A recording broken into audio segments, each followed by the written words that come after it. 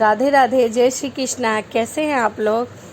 आशा करती हूँ कि ईश्वर की अनुकृपा आप पर बनी रहेगी। आप सब अच्छे होंगे, स्वस्थ होंगे। मैं भी ठीक हूँ। चलिए इसी के साथ वीडियो को शुरू करते हैं। और आज मैं आपके लिए कर्मा बाई का वीडियो लेके आई हूँ कि कर्मा बाई कौन थी, उसका जन्म कहाँ हुआ था और कृष्ण की परम भक्त थी। तो चलिए कर्मा बाई की सुनते हैं कहानी। राजस्थान के नागौर जिले में ग्राम कालवा में एक जाट किसान जीवन राम डूडी के यहाँ 1615 में एक कन्या का जन्म हुआ। कन्या का जन्म होने पर पिता जीवन राम डूडी को अत्यंत खुशी हुई। उन्होंने उस कन्या का नाम कर्मा रखा। कर्मा को सभी कर्मा बाई भी बुलाया करते थे। जीवन राम स्वयं एक कृष्ण भक्त थे। अपने घर में उन्होंने श्री कृष्ण भगवान का मदन मोहन के नाम से मंदिर बनवा रखा था, जहाँ रोज भगवान को भोग लगाया जाता था। भोग लगाने के बाद ही भोजन ग्रहण करते थे।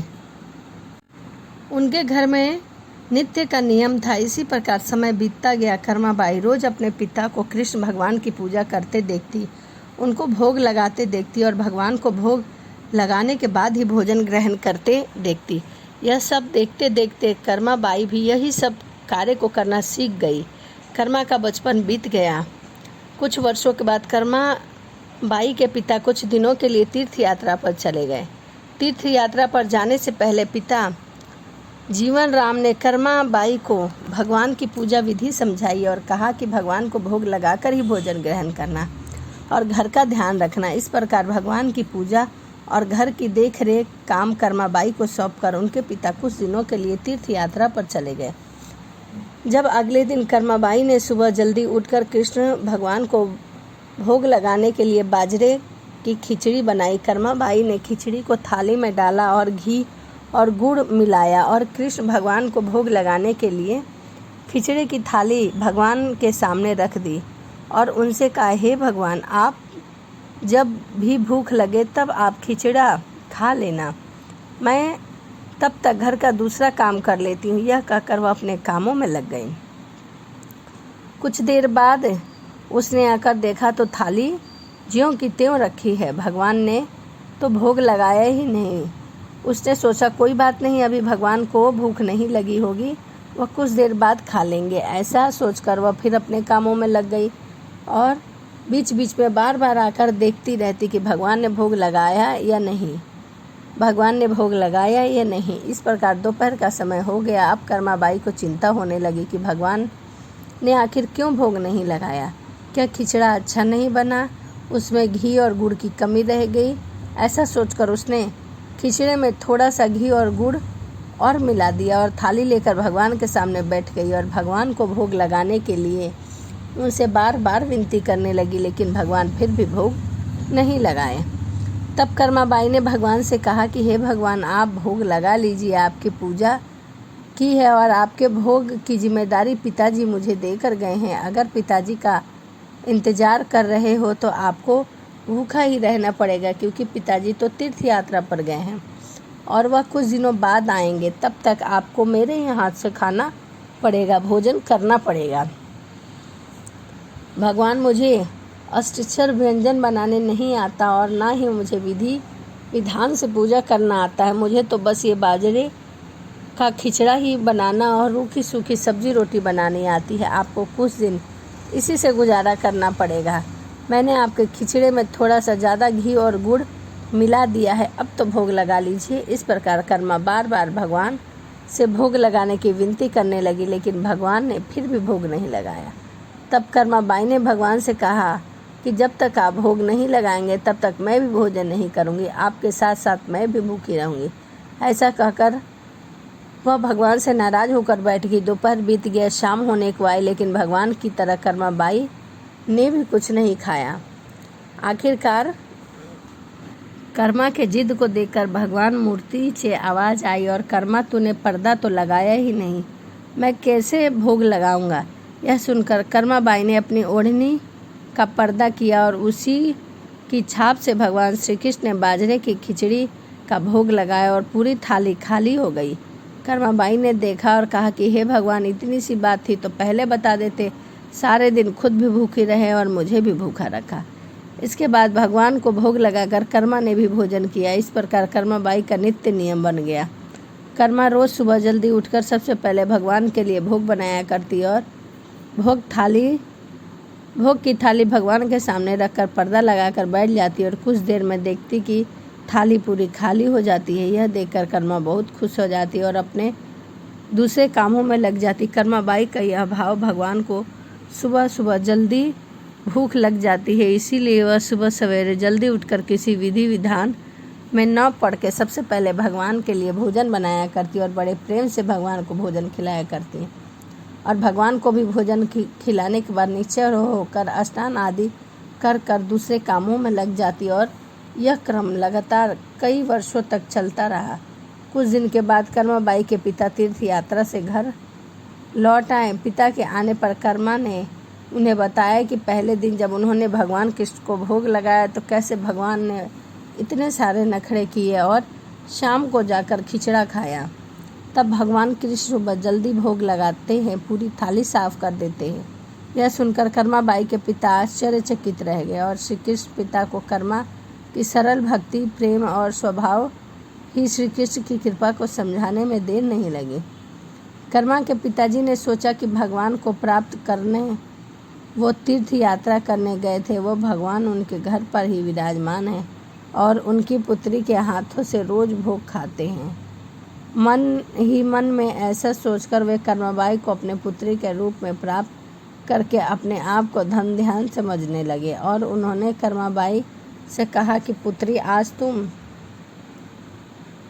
ही भगवान की सेवा करना और रोज़ भगवान को अपने हाथों से भोग लगाना। ऐसा सुनकर कर्माबाई बहुत प्रसन्न हुई और हर रोज़ अब सुबह सुबह जल्दी उठकर अत्यधिक प्रेम भाव से भगवान श्री कृष्ण को भोग लगाती, उनकी पूजा अर्चना करती। यह उसका रोज का नियम बन गया था। कुछ वर्ष बाद कर्माबाई के पिताजी देवलोक आगमन हो गए। तब कर्माबाई अकेली रह गई, इसीलिए कर्मा का घर में मन नहीं लगता। इसीलिए कर्मा से भगवान श्री कृष्ण की मूर्ति लेकर अपने गांव कालवा को छोड़कर तीर्थ यात्रा पर निकल गई। एक दिन की बात है, कर्माबाई ने भगवान श्री कृष्ण को भोग लगाने के बाद उनके सामने एक छोटा सा बालक आया और उसने बोला, माँ मुझे कुछ खाने को दे दो, बड़ी भूख लगी है। कर्मा ने कहा, हाँ बेटा, मैंने अभी अभी खिचड़ा बनाया है, आजा बैठ जा, तुझे भी खिचड़ा खिला दूँ। यह कहकर कर्माबाई ने बड़े प्यार से बालक को खिचड़ा परोसा और बालक ने भी बड़े चाव से खिचड़ा खाया। उस बालक के रूप के स्वयं भगवान जगन्नाथ कर्माबाई के हाथ से खिचड़ा खाने साक्षात पधारे थे। बालक ने जल्दी से खिचड़ा खा लिया और उनके हाथ माँ में खिचड़ा बहुत पसंद आया। मैं कल भी खिचड़ा खाने आ जाऊँगा। कर्माबाई ने कहा, कल क्या बेटा, मैं तेरे लिए रोज़ खिचड़ा बनाया करूँगी, तू रोज़ खिचड़ा खाने मेरे घर आ जाना। बालक ने कहा, ठीक है माँ। अब रोज़ का यह नियम बन गया। अगले दिन से बालक रोज़ सुबह सवेरे कर्माबाई के पास खिचड़ा खाने आने लगा। कर्माबाई भी रोज़ अपने नियम से सुबह सवेरे जल्दी उठकर भगवान श्री कृष्ण के लिए खिचड़ा बनाती और भगवान के सामने थाली भरकर रख देती। भगवान खिचड़ी का भोग लगाते और उसके कुछ ही देर बाद वह बालक आ जाता। फिर कर्माबाई उसे भी बड़े प्रेम से खिचड़ा खिलाया करती थी। उसके बाद अपने स्नान ध्यान आदि दैनिक कार्यों में लग जाती और यह क्रम इसी प्रकार कई वर्षों तक चलता रहा। एक दिन कर्माबाई की कुटिया के पास एक साधु आए। बातें ही बातों में उन्हें पता चला कि कर्माबाई बिना स्नान ध्यान किए चौका बर्तन किया करती है, श्री कृष्ण के लिए खिचड़ा बनाया करती है और भोग लगाती है। उसने कर्माबाई से स्नान आदि करने के लिए कहा। भगवान की पूजा करने और भोग लगाने से पाप लगता है, इसीलिए तुम स्नान आदि से निवृत्त होकर ही भगवान को पूजा करना और उन्हें भोग लगाना। कर्माबाई को स्नान करके पूरी विधि विधान से पूजा करके भोग लगाने को कहा। साधु ने ऐसा सुनकर भोली भाली कर्मा अगले दिन से सुबह जल्दी उठकर स्नान आदि करके खिचड़ा बनाने लगी और विधि विधान से पूजा करने लगी। भोग लगाते लगाते यह सब करने में कर्माबाई को बहुत देरी हो जाती है, लेकिन वो बालक तो रोज़ सुबह अपने समय पर आ जाता है और कर्मा से कहता है, माँ मुझे भूख लगी है, मुझे जल्दी से खिचड़ा दे दो, जल्दी कर माँ, जल्दी कर। और कर्मा उसे कहती है, थोड़ी देर रुक जा बेटा, थोड़ी देर रुक जा, थोड़ी देर रुक जा।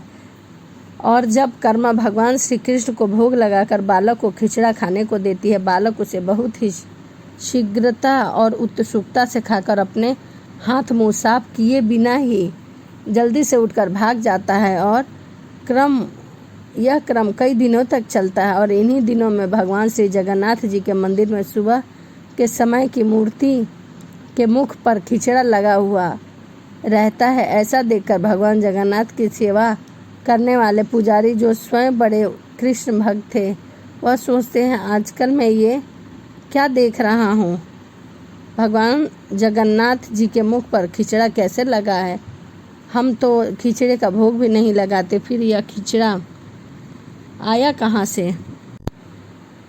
इसे में भगवान ने लीला मानते हैं और समझ आते हैं भगवान रोज कहीं से खिचड़ा खाकर आते हैं। भगवान की लीला को जानकर वे मन ही मन भगवान श्री कृष्ण जगन्नाथ जी से पूछने लगे कि कहाँ से खिचड़ा खाकर आते हो भगवान, हमें भी बताओ। उसी रात भगवान जगन्नाथ जी ने पुजारी के सपने में और उनसे कहा कि मेरी एक भक्त है कर्माबाई, जो जगन्नाथपुरी में ही रहा करती है। वह रोज़ सुबह सवेरे मेरे लिए बाजरे का खिचड़ा बनाती है, बड़े प्रेम से मुझे भोग लगाती है और सुबह जल्दी कर्माबाई के पास खिचड़ा खाने जाता हूँ। मुझे उसके हाथ का खिचड़ा बहुत पसंद है। परंतु कुछ दिनों से कर्मा के पास एक साधु आया और उसने स्नान करके विधि बताई, जो पूजा करने से भोग विधि विधान से पूजा करके भोग लगाते हैं और उसके बाद उसे खिचड़ा खाने में बहुत देर हो जाती है। मुझे खिचड़े का इंतज़ार करना पड़ता है और भूख और कष्ट भी सहन नहीं होता, और जब तक मैं खिचड़ा नहीं खाता तब तक यहाँ मंदिर में भक्तगण आने लगते हैं, इसीलिए आजकल मुझे खिचड़ा खाने आना पड़ता है। भगवान श्री कृष्ण ने जगन्नाथ जी से जानकर पुजारी से अगले दिन तक साधु की खोज कराई और उसी साधु को बुलाकर उसी रात में सारी बात पुजारी जी को बताई गई। साधु से यह सुनकर कर्माबाई अगले दिन पहले की तरह भगवान को खिचड़े का भोग लगाती और उस बालक को भी बड़े प्रेम भाव से खिचड़ा खिलाती रहती। यह क्रम कई वर्षों तक चलता रहा और एक दिन कर्माबाई संसार चक्र को छोड़कर प्रभु से मिलने उनके धाम चली गई। उसी दिन जगन्नाथपुरी के मंदिर में भगवान श्री कृष्ण जगन्नाथ जी के विग्रह के नयनों में आंसू निकल रहे थे। यह देखकर मंदिर के सभी पुजारी और जगन्नाथपुरी के राजा भी मंदिर में उपस्थित हो गए और प्रभु से विनती करने लगे कि हे प्रभु, क्या हमसे कोई भूल हो गई है, अपराध हो गए है, जिसके कारण जगत के पालनहार श्री कृष्ण के आँख से आंसू निकल रहे हैं। उसी दिन रात में पुजारी और जगन्नाथपुरी के राजा के स्वप्न में भगवान श्री कृष्ण जगन्नाथ जी ने कहा कि आज माँ कर्माबाई इस लोक से विदा हो गई है और मुझ में विलीन हो गई है, परंतु अब मुझे रोज़ सुबह सवेरे बाजरे का खिचड़ा कौन खिलाएगा। अगले दिन जगन्नाथपुरी के राजा ने मंदिर के सभी पुजारियों और संतों को राय दी और यह आदेश दिया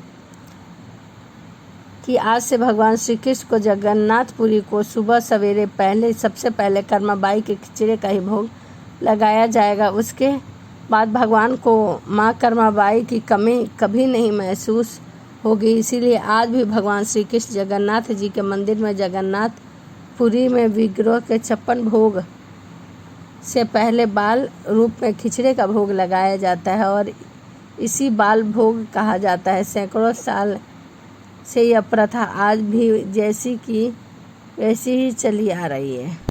तो यह थी कर्माबाई और श्री कृष्ण की कथा। तो चलिए इसी के साथ मिलते हैं अगली वीडियो में।